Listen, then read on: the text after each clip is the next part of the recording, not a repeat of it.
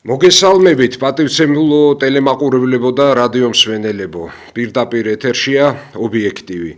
და მე საავტორო გადაცემის წამყვანი გულბაათ რცხილაძე. გადაცემას ქვია მსოფლიო პოლიტიკა და საქართველო გულბაათ რცხილაძესთან ერთად. დღეს 1 მაისია, მეგობრებო. შრომელთა საერთაშორისო დღე. ჩვენ ამ თარიღს კარგად აღვნიშნავდით საბჭოთა დროს. მაშინ ბევრი პათოსი იყო, შეიძლება ზედმეტი პათოსი იყო, სიყალბეც იყო რაღაცეებში, მაგრამ ძირითადი რაც არის ამ დღის შინაარსი, შრომელთა უფლებების დაცვის დღე, მუშათა უფლებები, მათი კეთილდღეობა და ეს არის ხალხის უდიდესი ნაწილი, ეს იყო წარმოჩენილი ჯეროვნად და ითვალისწინებდა სახელმწიფო ყველაფერ ამას. აღარ დავიწყებ ახლა რა და როგორ იყო, კარგად იცით. არ იყო ხალხი მდიდარი, მუშა ხალხი მდიდარი არასოდეს არც ერთ ქვეყანაში,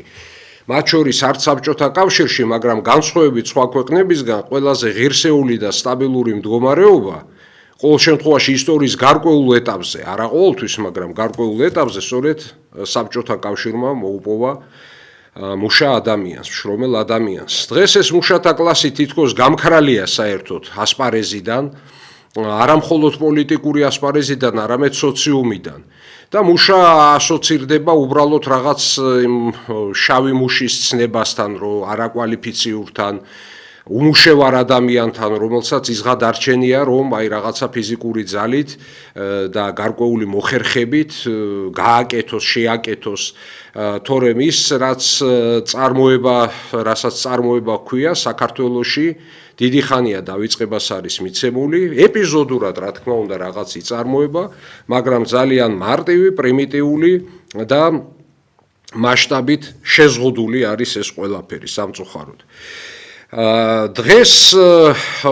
რა ვითარება გვაქვს, აი განსხვავებით ის პლაკატი რომ ნახეთ ახლა ერთ-ერთი მრავალთაგანი პლაკატი, რომელიც ასახავს იმ საბჭოთა ვითარებას და იმ ზეიმს და იმ განწყობას, რომელიც მართლა კარგად იყო, რომ აი ჩვენ ვართ სახელმწიფო, შრომელი საბჭოთა ხალხი, წარმოვადგენთ სახელმწიფოს. ეს იყო 1 მაისის ერთ-ერთი ლოზუნგი. და რატომაც არ უნდა გვეზეიმებოდეს დღე, სხვათა შორის არანაირი უქმე დღე არ არის 1 მაისი საქართველოში, განსხვავებით მსოფლიოს განვითარებული მოწინავე სახელმწიფოებისაგან, სადაც ეკონომიკა ჩვენზე უფრო, ასე ვთქვათ, განვითარებულია და მუშათა და მშრომელთა უფლებებიც ბევრად უფრო დაცული არის. რატომ არის ეს ასე? რატომ ეშინიათ ჩვენს არა მხოლოდ დღევანდელ მთავრობას, არამედ გუშინდელს, გუშინწინდელს, რატომ ეშინია ასე მუშათა კლასის და მუშური აი ამ ცნობიერების, პრინციპში ძნელი გამოსაცნობი არც არის ეს და ეხლა აი მუშების პრობლემები გვარდება შემდეგი მეთოდით, ალბათ უმეტესმა თქვენგანმა ნახეთ ტელევიზიით ის კადრები, რაც მარნეულში იყო, გთხოვთ ჩართოთ.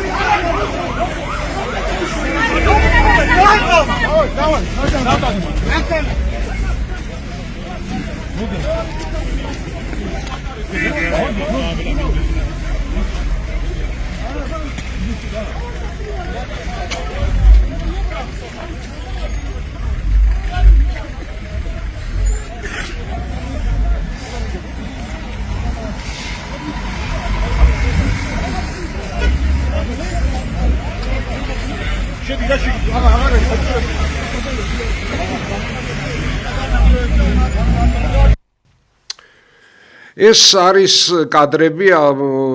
კვირაში მომხდარი, რაც არის მარნეულში, კერძოდ იქ გლეხობა ითხოვს იმას, რომ იმპორტზე დაწესდეს კონტროლი. იმპორტულ პომიდორზე, ამჯერად პომიდორზეა ლაპარაკი და სხვა ბაღჩეულსაც ეხება ეს ბოსტნეულს, რომ იმპორტს გახსნილი აქვს, სხვათა შორის იქ აკრიტიკებენ ხო აზერბაიჯანელები არიან, არა ეს ხალხი ეროვნებით, ყოველ შემთხვევაში ასე აზერბაიჯანელებად იქცნენ ეს ბორჩალოს მოსახლეობა შემდგომში უკვე ისტორიის მანძილზე. ამბობენ რომ ძვირია უფრო საქართველოში წარმოება, იღებენ სესხებს ბანკებში, ზოგს აქვს თქვენს იქ 200,000 ლარი, მეტი კიდევ სესხი დასაფარი, ბანკები არავის არაფერს არ პატიობენ, აჭერენ წიხლს, რასაც ქვია, კიდევ უფრო მტკივნეულ ადგილებზე და ბოლომდე სთხოვენ იმ კომერსანტებს, ასე ვთქვათ, მუშა კაცი უკვე კომერსანტად არის დღეს მოაზრებული, ფერმერები, ასე ვთქვათ, ხო სულ ოცნებობდით, რომ არ გვინდა კოლმეურნეობები, გვინდა ფერმერობა. აი ბატონო ფერმერები და მუშათა კლასის მთავარი წარმართველი ძალა პოლიცია, რომელიც გამოდის, ჭიდაობს, ილეთებს ატარებს და ჯერჯერობით იარაღის და დუბინკების გარეშე, როგორც თქვა ძაღლებს არ ექცევიან დღეს ასე დუბინკებით, ეს ისჯება კანონით, მაგრამ ადამიანს რო დაარტყა დუბინკა, ეს პირიქით მისასალმებელია და იქ წიხლებით შედგნენ, რამდენს ჩვენ ვიცით. აი მოკლედ ესე მუშათა კლასი ასე დაშალეს, იმიტომ რომ ისინი ითხოვენ, რომ პომიდორი ჩვენი თუ არ ჩავაბარეთ 7-8 ლარად, გაგვიფუჭდება ყველაფერი, ანუ კრედიტებს ვერ დავფარავთ და მიხედეთ იმპორტს, რომ ჩვენ ძვირად გავყიდოთ ეს პომიდორი საქართველოში. ამ დროს გასაგებია, რომ შემოდის იმპორტი უფრო იაფი, მართალია ხარისხით ქართულს მე მგონი ვერანაირი ვერ შეედრება ბოსტნეულს, განსაკუთრებით პომიდორს. მაგრამ ჩვენი ხალხიც იქიდან გამომდინარე, რომ არ ულხინს, ანუ ქალაქის მოსახლეობას და ყველაფერი ჩვენზეა ქალაქის მოსახლეობაზე გადასახდელი და ჩვენ მხრებზე არის ასატვირთი. ამიტომ მთავრობაც ბუნებრივია ცდილობს მით უმეტეს აი კამპანიის გაჩაღებული კამპანიის ფარგლებში რომ ყველაფერი თურმე გაიაფებულია ხორცი 10 ლარი ღირს და ასე შემდეგ რა თქმა უნდა ვერ დაუშვებს იმას რომ იმპორტი შეზღუდოს ესე იგი არის მახინჯი წრე რომ ადგილობრივი წარმოება არის ძვირი უცხოური იმპორტი არის უხარისხო მაგრამ იაფი და ძვირს ვერ ვიხდით, მიუხედავად იმისა ხარისხი შეიძლება უკეთესია ხშირ შემთხვევაში, ყოველ შემთხვევაში, მაგრამ მეორეს მხრივ ვერაფერს ვერ ვაკეთებთ და ვერ გამოვდივართ აი ამ მოჯადოებული წრიდან. ამისთვის არის მთავრობა, ამისთვის უნდა იყოს ეკონომიკური კონცეფცია და რა მინდა ვთქვა, რომ პროტექციონიზმი დღეს ერთადერთი რაც კარგი გააკეთა, გამოუვიდა ტრამპს ამ სოფლიო პოლიტიკაში, ის არის, რომ ეს საერთაშორისო ორგანიზაციები, როგორიც არის WTO მაგალითად ვაჭრობის საერთაშორისო ორგანიზაცია, რომელიც უამრავ შეზღუდვას და თამაშის წესებს გვიწესებს და ჩვენ ამ ორგანიზაციის წევრი ვართ. დღეს აღარაფერია ეს ორგანიზაცია ფაქტობრივად, სადმე გაგიგიათ ბოლო წლების მანძილზე, მით უმეტეს ბოლო 2 წლის მანძილზე ამ ორგანიზაციის შესახებ, რომ რამე მას შეუძლია საერთოდ და არა მარტო ტრამპი, დღეს უკვე ყველა ნორმალური სახელმწიფო აკეთებს აქცენტს იმაზე, რომ მოხდეს პროტექციონიზმი, მხარდაჭერა, ანუ საკუთარი წარმოების, საკუთარი მეწარმის სხვასთან შედარებით და გარკვეული უპირატესობის მინიჭება. ეს გლობალისტური დოქტრინა, ლიბერალური ეკონომიკის ეს აპოლოგეტები, რა თქმა უნდა, ამას გვიკრძალავენ, ყველას უკრძალავენ, რომ არ შეიძლება სახელმწიფო მხარი დაუჭიროს ბიზნესს და ესე იგი კონკურენტული გახადოს და უფრო კონკურენტული იყოს ის სახელმწიფოს მიერ მხარდაჭერილი ბიზნესი სხვასთან შედარებით. რატომ არა, ჯერ ერთი რა ბიზნესი ეს არის, ადამიანები პულისთვის იბრძვიან. ჩვენ სწორედაც უნდა დაუჭიროთ ხარადგილობრივ წარმოებას, მაგრამ ისე უნდა გავაკეთოთ, რომ ეს წარმოება იყოს იაფი. რატომ უნდა ღირდეს ქართული პამიდორი და კიტრი 7 ლარი? ეს წარმოუდგენელია. და სწორედ აი ამ მოლაქლაქე და მოლაყაფე მთავრობას და პარლამენტს ურჩევ, რომ ამით დაკავდნენ, ეს აქედან უნდა დაიწყონ. და არა იმით, რომ კომისიები შექმნან და რაღაცა ეს ტელევიზორად აქციონ ყველაფერი. არ შეიძლება უკვე ამოწურა ამან ჯერ სააკაშვილს ბევრად უკეთ ხელეწიფებოდა მის პიარშიკებს, ასე ვთქვათ, ეს ამბავი, მაგრამ გარკვეული ხნის მერე გაცვდა ეს და მორჩა უკვე აღარ იმუშავა. და არც ახლა იმუშავებს, ტყუილა ნუ გაქვთ მაგის იმედი, რომ ახლა ხალხი მშიერი იქნება და სულ თქვენი ამ იდიოტური ტელეშოუებით გააბრუებთ ამ ხალხს. არ გამოვა ეს ამბავი. და მეორე კიდევ რას უშვებით კახეთს, ხო ძლივს დალაგდა რუსეთთან იმ დონეზე მაინც დალაგდა ურთიერთობა, რომ ქართული ღვინო მართალია იქ რაღაც პირობებით და ალბათ ეს სამართლიანი ეს პირობები შედის რუსეთში. და ამ დროს რა შვებით ჩვენ? აი ჩავთოთ მეორე ვიდეო, ეს გავრცელდა ინტერნეტში, მაგრამ მინდა რომ ჩვენი ეთერითაც გავიდეს, რომ ყველამ კარგად გაიგოს რა ხდება სინამდვილეში. გამარჯობათ. გუშინ ვიდეო ჩავწერე. რომ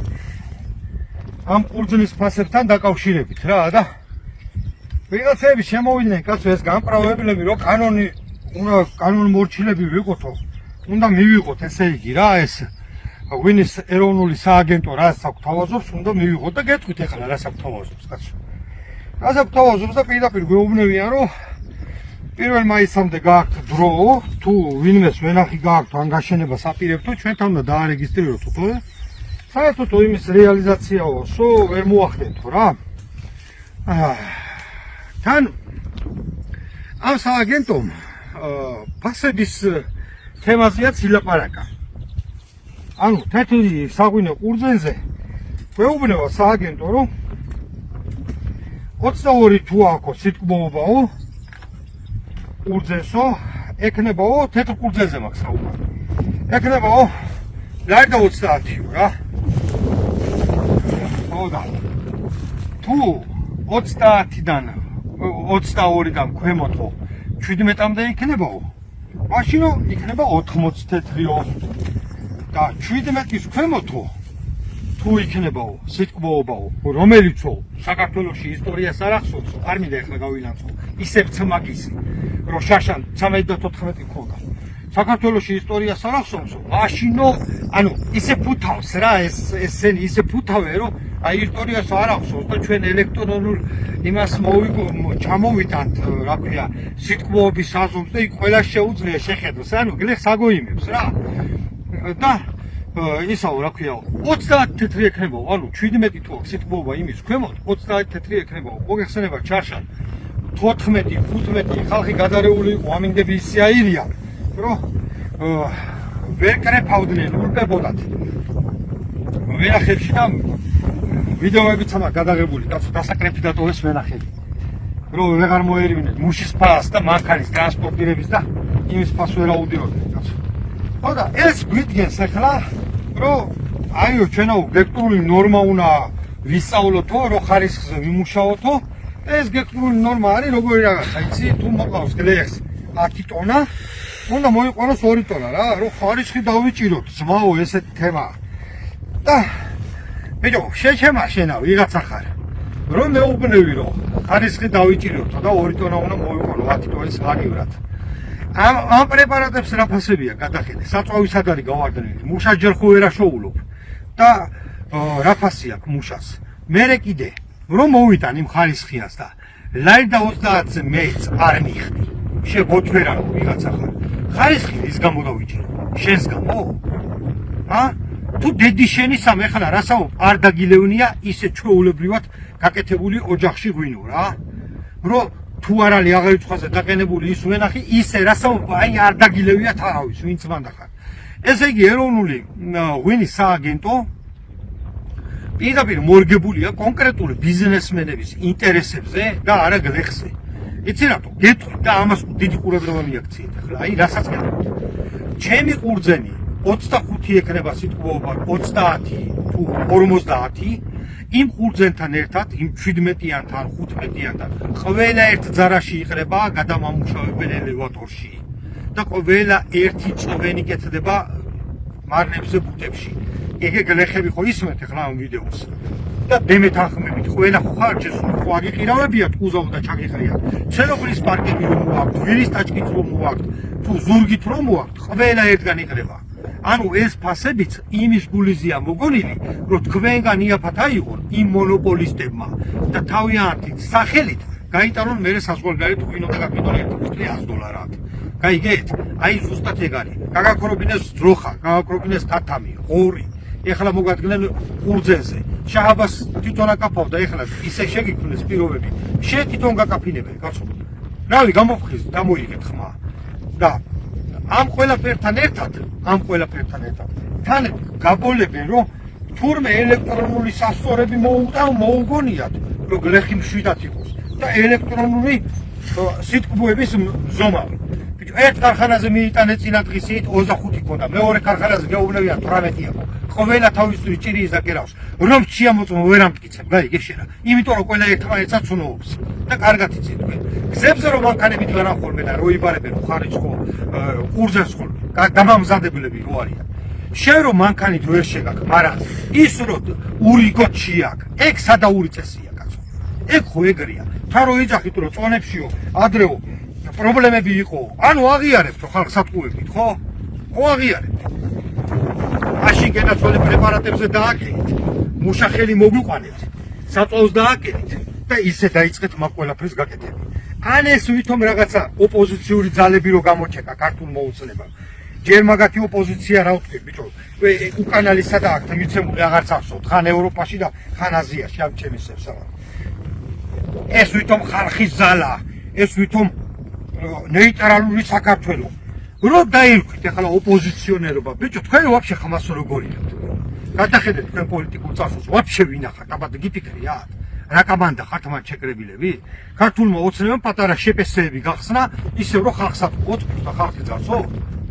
რატო ამ თემებზე ხმას არიღებთ თქვენ ოპოზიციური ძალა რატო თემებზე ხმას არიღებთ ვერც ამოიღებთ იცი რატო ვერ ამოიღებთ იმიტომ ვერ ამოიღებთ რომ ქართული ოცნებისგან ხართ შექმნილები და ბიზნეს დაეჯახებით გაიგე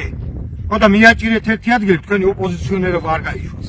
იცი რატო არ გაიშვას იმიტომ რომ ხალხი ყველაფერს ახედავს რაში ხართ ოპოზიციონერები და რაში არა თქვენ იმაში ხართ ოპოზიციონერები რომ ეროვნულ ძალებს დაარტყათ მაგრამ თქვენ გოთვერნებოთ თქვენა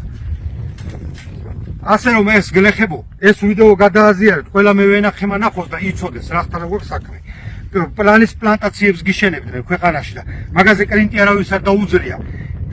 მართლა ეროვნულ ხალხის გარდა იმენა ყველა ეთანხმებოდა გირჩი, მირჩი, შმიცი, პარტიები გააკეთეს მაგის გამო რომ პლანი ეთესა ქვეყანაში და დღეს მოგადგენენ შენ და შენი ხელით გაკაფინებენ ყურძენს. მთელი გლეხობა გადასულია ხილზე, ვაზი აჩეხეს და შეგენებულად აკეთებენ ამას, იმიტომ რომ 4-5 კომპანიაა დიდი მონოპოლისტი იმან ისარგებლოს და 1000-ობით და 10000-ობით ჰექტარები რო აქვს გაშენებული ვენახები. გაიგეთ? და ამაყობენ ესენი რომ თურმე საქართველოს ღვინის ქვეყანაა და სოფლიოში ჩვენ ვამაყობთ რომ ღვინის ქვეყანა ვართ. შენ რო ღვინის ქვეყანა ხარ ძმაო, ეგ ღვინო შენ კი არ მაიგონე, გასტუკი რო კიდია და თეთრი შარვალ კოსტუმში რო ხარ გამოწყობილი. შენ ისიც არ იცი ვენახი რას წარმოადგენს. თუ ვინა ბიბლიურად აიგე და თუ ვინა ქართულად საქართველოსთვის რა დიდი მნიშვნელობისაა ეს ვაზი. და მოდი ხარ და ჩემნაირ გლეხს ეჯახები შევირიშვილო ვიღაცა ხარ. ღვინის ეროვნული სააგენტო, რაც არის ეგ სააგენტო, ეგ არის ისეთი სააგენტო, რომელიც კონკრეტულად გლეხებზე ზეწოლას ახდენს. აი ეს არის ესე, გადააზიარეთ ეს ვიდეო, რომ ბევრმა გლეხმა ნახოს, რომ ხვალე რო დაგიძახებენ არჩევნებში ხმა მოგვეცითო. ხვალე რო დაგიძახებენ. იცოდეთ ვისაძლევთ ხმას და შარშანდელი გაგახსენდეთ რიგებში რო იდექი და 24 საათი რო ათანებდით. ვედრები რო გქონდათ შედგმული, იმ ყურძნის წვენი რო გასდიოდა. და ეგ გაგახსენებთ კოორდინატორებს რო ურეკავდი და ტელეფონზე რო აღარ პასუხობდათ ზუსტად არჩევნების მეორე დღიდანვე და წინ და უკან რო დაგარბევინებდნენ მარანზე არა დღეს აღარ ამუშაობ ეხლა ამ საათზე ვიკეტები ეხლა იწადი აქ წამოდი და რომ მიქონდათ ყურძენი და რო გეუბნეოდნენ ხარისხი არ უარგაო და 14 აქ შესას გრადუსიო სიტყვობაო როცა რო წინა დღეებში ჩააბარე სხვაგან და 20 და 22 ქონდა ესე მოგატყუებენ ყოველთვის და იცოდეთ ვის აძლევთ ხმას მაგას ძალიან დიდი მნიშვნელობა აქვს ნათესაობა, ძმაკაცობა, მეგობრობა და რაღაცეები ის დროებითია და მეორე 4 წელი აი ესე ურტყავთ თავს ბიტონზე გაიგეთ და ეგ არის თქვენი ბრალი გამოფხიზდით და იცოდეთ თქვენი ცხოვრება მოიწყეთ ბიჭო ჩემი კი არ მოაწყოთ კაცო თქვენი მოიწყეთ თქვენ თავზე იზრუნეთ თქვენ თავზე თქვენ თუ არ იზრუნეთ სხვა ვერავინ ვერ იზრუნებს ყველა დაგიკიდებს ბიჭო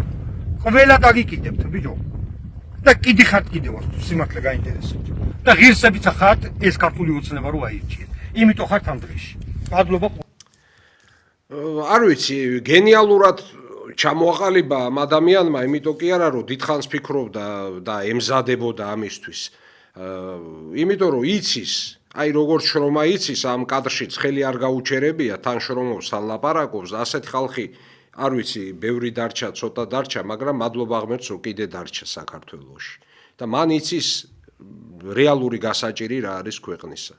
და საჭიროა რომ სწორედ ესეთი ხალხი გამოვიდეს წინა პლანზე და ხელში აიღოს ყველაფერი და არა მართლა იმ მაიმუნებმა ვინც აი ასეთ რაღაცას ჩადის და უკეთებს ჩვენს გლეხობას და ჩვენ შრომელ ხალხს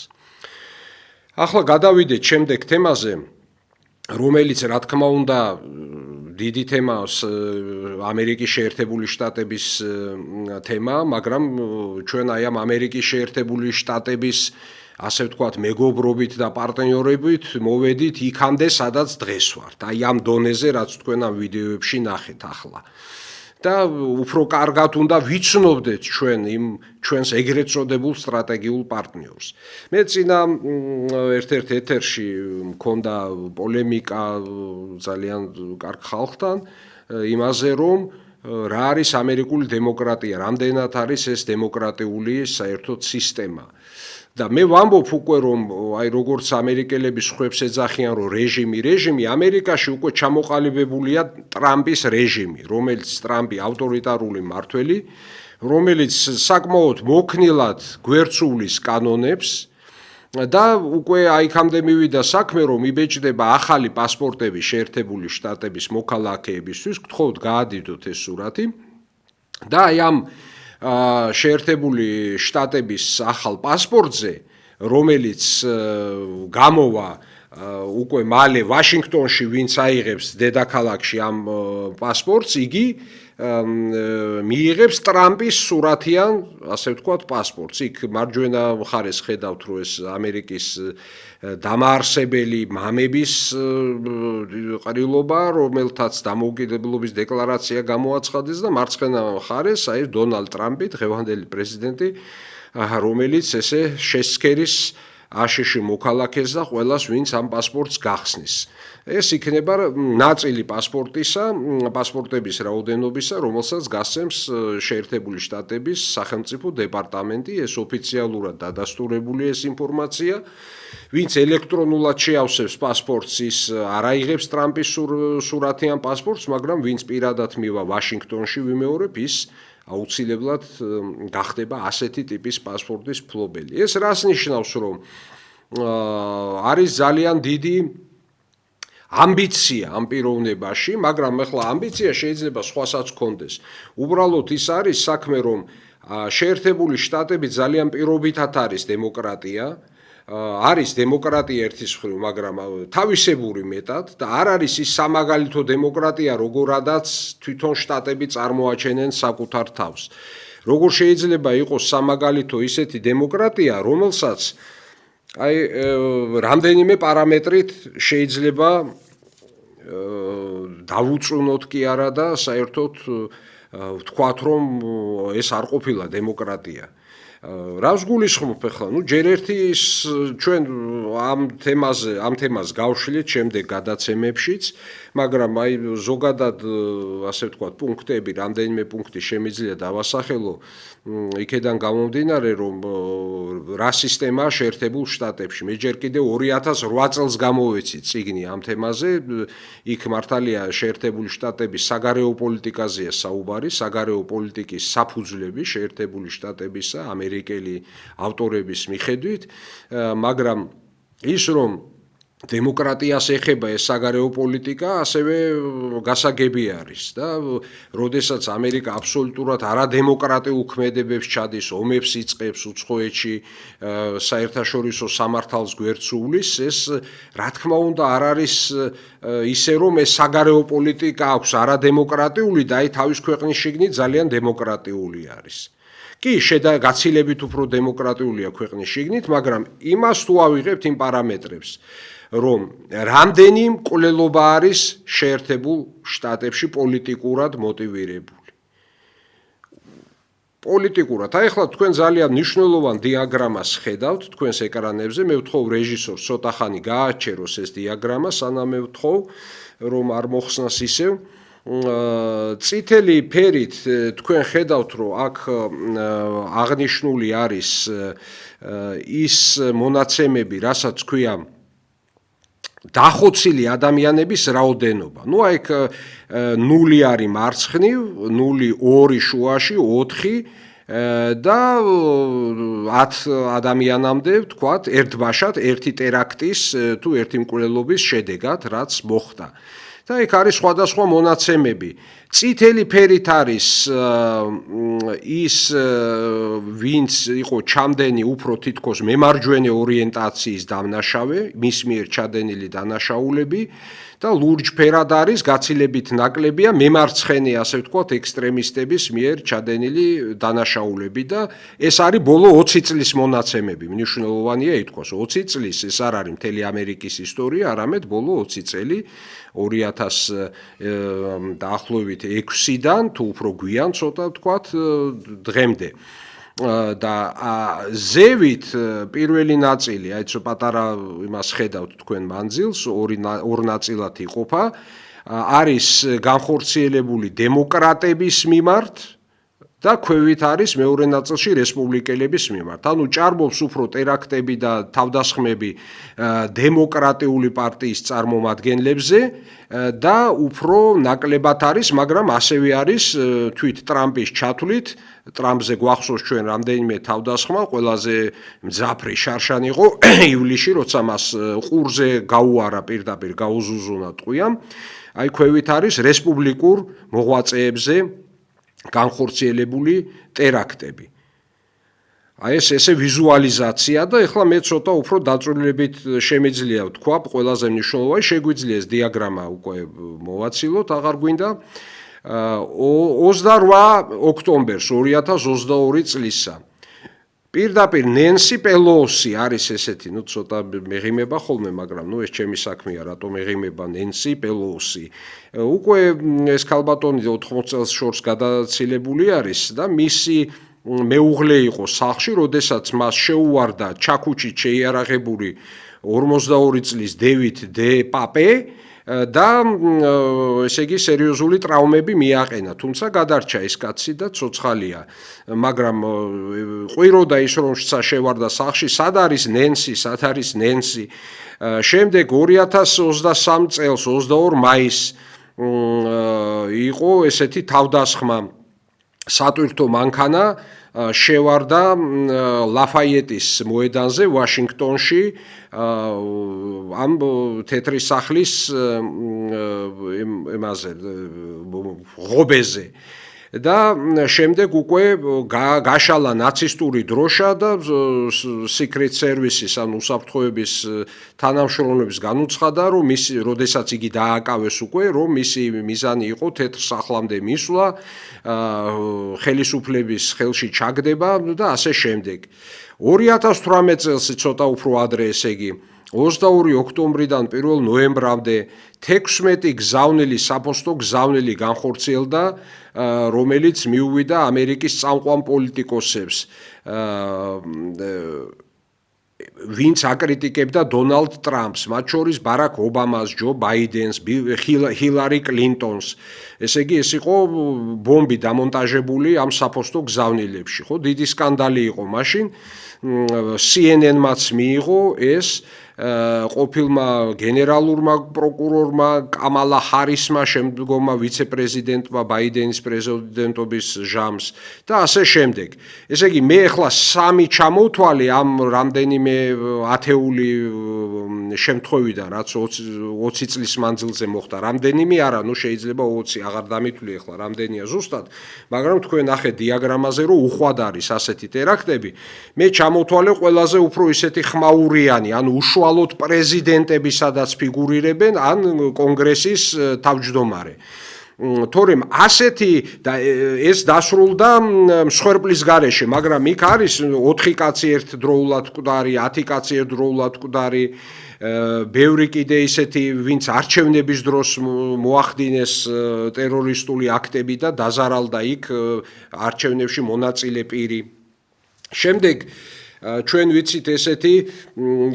საქართველოშიც დიდი გამოხმაურება მოყვა, ასეთი ახალგაზრდა კაცი იყო ამერიკაში, რესპუბლიკელების მხარდამჭერი უკვე, დონალდ ტრამპის მხარდამჭერი, ჩარლზ კირკი, რომელსაც ძალიან დიდი გავლენა ჰქონდა საზოგადოებაში, რესპუბლიკელების მომხრე კონსერვატულ საზოგადოებაში. აი პრეზიდენტთან მისი სურათები, ტრამპიც მას ძალიან აფასებდა, იმიტომ რომ ჩარლი კირკის დებატები ეს ძალიან ესეთი ცნობილი ამბავი იყო ამერიკაში. იგი სტუდენტებთან მიდიოდა, ეს სტუდენტები უფრო ყოველთვის მემარცხენე, უფრო ლიბერალურ პოზიციებზე დგანან ამერიკული უნივერსიტეტები. და იგი ძალიან მრავალრიცხოვან აუდიტორიას კრებდა უნივერსიტეტებში და პირდაპირ პაექრობაში ძალიან დასაბუთებულად შედიოდა მათთან და ასე ვთქვათ დებატებში ხშირად იმარჯვებდა. და ეს ჩარლი კირკი მოკლეს, ესეც ვითომ ასე ვთქვათ მარტოხელა აძინოშკა, ასე ვთქვათ მკვლელმა შიზოფრენიკმა, იქ რაღაცა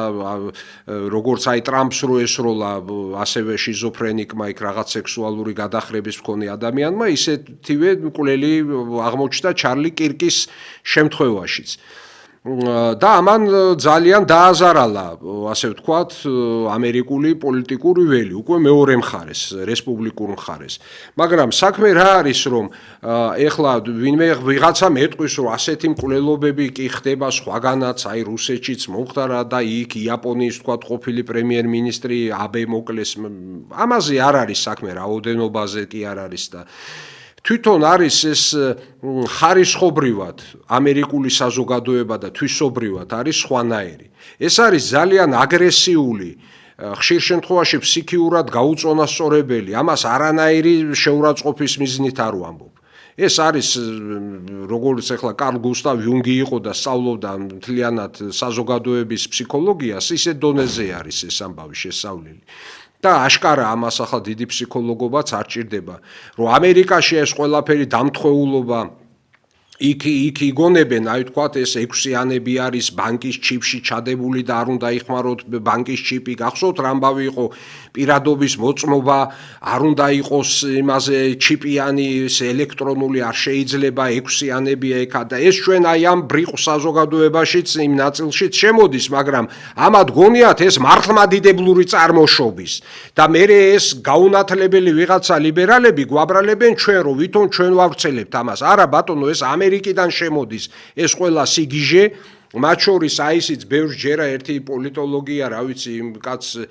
25 წელია მეტი ვიცნობ და ძალიან ნაკითხი ისა და ერთხელ პირი გავაღე, როცა მითხრა, რომ აიო ხიმ ტრეილერებს ბიო რო არისო, ჰაერში რო დაფრინავს ეს თვითმფრინავები და კვალს რო ტოვებს, ამაზე აქვთ დიდი შიშები, რომ ეს არის თურმე ქიმია. ის პილოტები ყველა ავიაკომპანიის პილოტი შეკრულია ვიღაცასთან, რაღაცა ავსებენ ამ ბაკებს და ყრიან ამ ქიმიურ რაღაც ნივთიერებებს, რომ თქვა დაშტერდეს ქართველი ხალხი. ხო ვითომ ახლა ჩვენი არ გვეყოფა ჩვენი სიშტერე ისედაც და ახლა იქედან უნდა დაგვაფრქვიონ თორე ისე რა ვიცი ჩვენ გავიმარჯვებთ ალბათ და აი ესეც არის ამერიკიდან წამოსული რატო ვლაპარაკობ მე აი მე შემდეგ რეპტილოიდებზე თეორია და ყველა შეთქმულების თეორია რაც მე ბრალდება მართლმადიდებლებს და ჩვენაირ ხალხს აი ვისაც პრორუსულებს გვეძახიან ეს მოდის ამერიკიდან და ჩვენ არაფერ შუაში ვართ აქ ხო, რაც არის მართლა გასახილველი, როგორც შეთქმულება და ნამდვილად შეთქმულება არის და დავინახეთ ჩვენ რომ ეხლა არაერთი მკვლელობა ამერიკაში, ეს არ არის შეთქმულება. და რანაირი დემოკრატია ეს საერთოდ. თუმცა ეს არის მხოლოდ ერთი პარამეტრი. მე ეხლა რამდენიმე ჩამოთვალე ბოლო 20 წლის მანძილზე. ეხლა კენედისთან აღარ მივდივარ და უფრო ადრე გარფილდი და რამდენი პრეზიდენტი აღარ მახსოვს გონი 2000-ული კაცი ან ტერაქტით მოკვდა, ან დაიჭრა, ან ეს იყო სულ ეხლა, მაგრამ ეს არ იყო რომ აი როგორც სტალინზე ვთქვათ ჰიტლერის მიერ მიგზავნილი აგენტები ცდილობდნენ მის მოკვლას ან რაღაცა უცხოური დაზვერო არა ეს თვითონ ამერიკული საზოგადოება ასეთი თვისების აგრესიული სექტანტური ამ სექტანტიზმზე ჩვენ ცალკე ვილაპარაკებთ იქ რა გავლენა აქვს ამ რელიგიურ წარმოდგენებს ეს მე არაერთხელ მithქვამს და კიდევ ვიტყვი უფრო სატელევიზიო ეთერისთვის მორგებულად შემდგომ ეთერებში ახლა კი მე მინდა გადავიდეთ შემდეგ თემაზე ეს არის დრო რამდენი დაგვრჩა 10 წუთზე ცოტა მეტი დაახლოებით მინდა ჯერ მაშინ გადავიდეთ აი ამ 9 მაისის თემაზე გადავიდეთ იმიტომ რომ რო ვერ მოვასრო აღარ მინდა მერე დიახ 13 წუთი დაგვრჩა მაშინ გამოვტოვოთ ის ერთი და გადავიდეთ 9 მაისის თემაზე მე მინდა ჯერ ეს თემა აუცილებლად მოვასრო ანონსივით გავაკეთო ერთი გადაცემა 9 მაისამდე გამარჯვების დღემდე ჩვენ გვექნება კიდევ მაგრამ დღესვე მინდა გაცნობოთ რომ საჭიროა უფრო მეტი გულისყური და რა ვიცი მე პატივისცემა ამ თარიღისადმი. მოგეხსენებათ ახლა ვაკის პარკი, რომელსაც გამარჯვების პარკი ქვია პრინციპში და რატომღაც ეს გაქრა ეს სახელი გააქრეს სპეციალურად და იმასაც ვეღარ მივაწერთ შემთხვევითობას, რომ მიგდებულია იქ უცნობი ჯარისკაცის საფლავი, სრული ამ სიტყვის მნიშვნელობით. მე შემდეგ კვირაში გავალ სპეციალურად, გადავიღებ იქ, იქნება და რამე შეიცვალა, იქნება და რამეს არემონტებენ, მაგრამ ვიცი რომ არა. გადავიღებ და ამას გაჩვენებთ. ახლა კი ვნახოთ აი რუსი და ბელორუსი დიპლომატები. გავიდნენ კუკიის სასაფლაოზე. და იქ თავიანთი ხელით დაალაგეთ, გთხოვთ გავადიდოთ ეს სურათები, ჩემი გამოსახულება არ არის საჭირო, გმადლობთ. ეს დააბრუნეთ ეს ცოტა ვაჩვენოთ კადრში ცოტა დიდხანს ეს. აი ეს გახლავთ ბატონი ოლისოვი მარცხნივ რუსეთის სექციის ინტერესების სექციის ხელმძღვანელი და მარჯვნივ გახლავთ ბატონი როგაშუკი ბელორუსიის ელჩი საქართველოში. ისინი თვითონ თავიანთი ოჯახის წევრებით, თანამშრომლებთან ერთად და ვაჩვენოთ ეს ფოტოები ნელ-ნელა მივიდნენ ადგილზე, კუკიის სასაფლაოზე, გათიბეს ბალახი, ნაგავი შეაგროვეს ტომრებში თავიანთი ხელით, დაალაგეს იქ. ეხლა ყოველთვის მე ეხლა ვერ ვიტყვი კუკიის სასაფლაოს ადმინისტრაციაზე, რომ ხელს არ გვიწყობენ, ყოველთვის ხელს გვიწყობენ, ნამდვილად ასე არის. და მაგრამ არ ყოფნით თვითონაც რესურსები, მუშები, აი ეს მონუმენტი ჯვარი, რასაც ხედავთ ის ჩვენ თავის დროზე დავამონტაჟეთ, აქ ევრაზიის ინსტიტუტმა, საქართველოს უკვდავმა ჯარმა, იქ დანგრეული იყო მთლიანად, ადრე აქ იყო ეგრეთ წოდებული ვიეჩნი აგონი, მარადიული ცეცხლი და ის რა თქმა უნდა დაშალეს, მოანგრიეს და ჩვენ ქვის ჯვარი დავაყენეთ. აი ეს დიპლომატების ოჯახის წევრები ალაგებენ და ეს სამახოვნე артиллерийское устройство რამდენჯერ გადავღები, მაგრამ სულ ითხოვს ახალ საღებავს უკვე დაჟანგულია და აი გადაღებეს კიდევ ერთხელ ყველაზე კარგი ხარისხის საღებავი რაც არის, იმას ხმარობთ ხოლმე და იმითი გადაიღება. ესე იგი რა მინდა ვთქვა, რომ ეს ხალხი იჩენს ჩვენი ადამიანები არიან იქ მრავალეროვანი ხალხია დაკრძალული მთელი საბჭოთა კავშირიდან. მაგრამ მე გაჩვენეთ თქვენ გროზნიში როგორ უვლიან ჩვენი მებრძოლების ქართველების საფლავებს. კიდე უამრავი ადგილია რუსეთში ასეთი, სადაც არიან ქართველები დაკრძალული და სხვა არარუსი ეროვნების ხალხების წარმომადგენლები. გადაყოლილები არიან ისე ულიან. ეხლა აზოვის ზღვასთან არის ჩერნაიერკოვსკაია ესეთი სოფელი. 9 მაისს გაიხსნება მემორიალური დაფა. აქედან ვერავინ ვერ ჩადის, იქ ამიტომ მე ვთხოვე რუსეთიდან რომ ქართველები ჩავიდნენ და ძლივ-ძლივს მოვახერხეთ მოსკოვთან დაკავშირება და იქ მამუკაფიფია ჩაერთო და იქედან კიდე ჩავა მოსკოვში დიასპორა ვინც არის იმისი ხელმძღვანელი, ქართული დიასპორის ავტონომიის ხელმძღვანელი და იქ ჩავლენ ქართველები, იმიტომ რომ არ ჩასულიყვნენ ქართველები იქნებოდა დიდი სირცხვილი. და მე რას ვამბობ, რომ იქ რო უვლიან ამ საფლავებს და ჩვენ არ უვლით, ეს არ არის იგივე ჩვენი სირცხვილი? ჯერ ერთი რა ხდება იმ პეტროპავლოვსკის სასაფლაოზეც და კუკიაზეც, ხო, ჯერ 90-იან წლებში და შემდგომაც რამდენი საფლავი მიიტაცეს, აი ეხლა აი მიცვალებულს რო წაართმევს საფლავს და იქ ვიღაცას კიდე დაასაფლავებ. ხო, საშინელებაა ეს და ეს არის უდიდესი სირცხვილი, რაც ახლავს თან ერთად აი ვაკის პარკის სირცხვილს, რომელიც არის მიგდებული სპეციალურად, იმიტომ რომ არ მოხდეს იქ რაღაც საბჭოთა სიმბოლიკასთან ასოცირება და იწელება დროში, რა ვიცი, რას ელოდებიან, ისევე როგორც იქ გორში სტალინის ძეგლი პირქვე დამხობილი, ტალახში გდია და ეს ოცნების ხარდამჭერი სტალინისტები გამოვიდნენ და თქვან ახლა რომ როდემდე უნდა გაგრძელდეს ეს ვითარება, სანამდე უნდა იყოს ეს დაგდებული ძეგლი გორში და უცნობი ჯარისკაცის საფლავი მიგდებული ვაკის პარკში. კი, მე ვლაპარაკობ, კი, თქვენ შეიძლება ლაპარაკობთ, მაგრამ ვერაფერს ვერ ვაკეთებთ. და საჭიროა უფრო მკაცრი ალბათ საუბარი, მკაცრი ტონალობი და იქ შეიძლება აქციების გამართვაც გახდეს საჭირო და სხვა ღონისძიებები კანონიერი, რა თქმა უნდა. იმიტომ რომ თვითონ ხელისუფლება არღვევს კანონს ყველანაირად მორალურადაც და თუ გინდათ ბუკვალურადაც.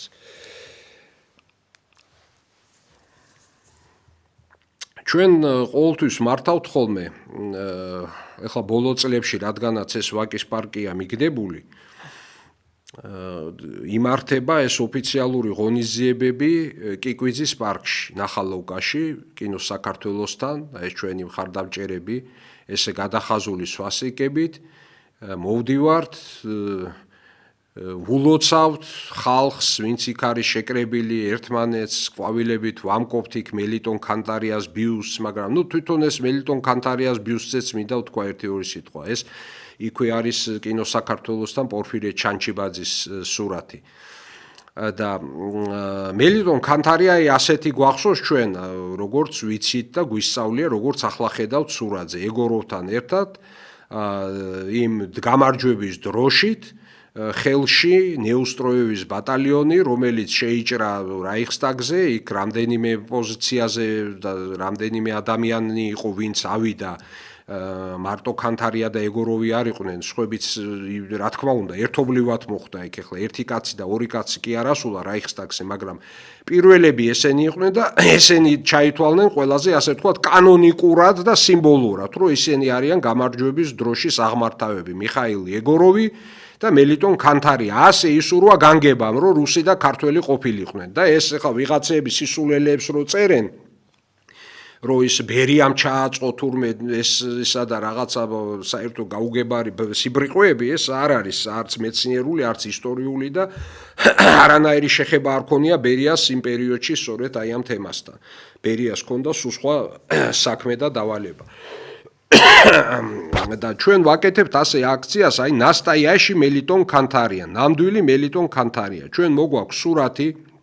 დებთ იმ ბიუსტთან, რომ მელიტონ ქანთარია იყო ასეთი პიროვნება, მას ყავდა სამხედრო მეგობრები, ამხანაგები, ვინც ერთად აი ეს არის მთელი ის იქ არის გვარები, ნეუსტროევი, სიანოვი, იგივე ეგოროვი, ქანთარია და სამსონოვი. აი ეს გმირები არიან, ვინც თავიანთი მკერდით აიტანეს ეს დროშა და აღმართეს შემდეგ ტყვიას უშვერდნენ მკერდსაც, ზურგსაც და არაფერი ესე იგი არ დაუზოგავს ამ ხალხს. ესენი იყვნენ აი სუპერ გმირები, ისე გმირები, სუპერ გმირები. და ამას უნდა ვცეთ ჩვენ იქ რო დგას ის ბიუსტი თავმოშლებელი ვერ გაიგებ ვინ არის ეს ფეხბურთელია ის არის მოჭადრაკია თუ ვინ არის ეს კაცი ვიღა და აწერია მელიტონ კანთარია პატარა ესეთი ბიუსტი თავი არის იქ უნდა ეწეროს რომ ეს არის საბჭოთა კავშირის გმირი საქართველოსდან მელიტონ კანთარია აი ეს არის თორე ვის რათ უნდა ეგეთი თქვენი მელიტონ კანთარია თვითონ მელიტონ კანთარია იმას გადაყვა ის ვერ აიტანა რომ საბჭოთა კავშირი დაიშალა და აფხაზეთში ამ ნაციონალიზმის მსხვერპლი გახდა ის და მისი ოჯახი ეს ვერ აიტანა მელიტონ კანთარიამ უკეთილშობილესი პიროვნება და ამათ დაუდგეს ბიუსტი აი ესეთი რაღაცა გაუგებარი რომ აი ინაშიმ ი ვაშიმ აი ეს არის რა რომ ჩვენი მთავრობა ქოცი არც ნელ თბილი არც ხელა არც ცივა აი კანთარია გინდა და არის კანთარია ვითომ არის მაგრამ არ არის და მე უკვე თქვი რომ მე უკვე აღარ ვაპირებ ამ სამამულო ომის თემაზე მუშაობას ახლა ყველაფერს აქვს საზღვარი მე 15 წელია ამ თემაზე ვმუშაობ, წიგნიც გამოვეცი, რამდენი კლიპი ჩავწერე, საიტი დავაარსე, ჩემი ხელით ვაკეთებ ყველაფერს. და ახლა ახალგაზრდობას გაუხსენი გზა, ჩაუდგნენ ისინი სათავეში, იცით თქვენ ბევრმა მათგანმა ბატონი გიორგი ხარიბეგაშვილი გაუძღვება საქართველოს უკდავ ჯარს, ახალი ენერგიით, ახალი იდეებით და ყველანაირად მე წარმატებას უსურვებ ჩემი რჩევებით, ჩემი ყველაფერი რაც მაქვს გამოცდილება ამ საქმეში დავეხმარები, რა თქმა უნდა და მე წევრი ვრჩები, რიგითი წევრი, ოღონდ აქტიური მე აღარ ვიქნები ამ კუთხით, აი ახლა 9 მაისი ჩატარდება და მე ჩვეულებრივი მოქალაქე ვხდები, აი ამ აქტივისტობას ვანებებ თავს. ერთი სიტყვით ჩვენ გველის ესე იგი კიდევ ბევრი საინტერესო მოვლენა, რა თქმა უნდა, აქ კიდე ძალიან ბევრი საინტერესო საკითხი იყო ჩარლზ მესამის ვიზიტი ვაშინგტონში, მაკრონის მიერ ჩატარებული ეს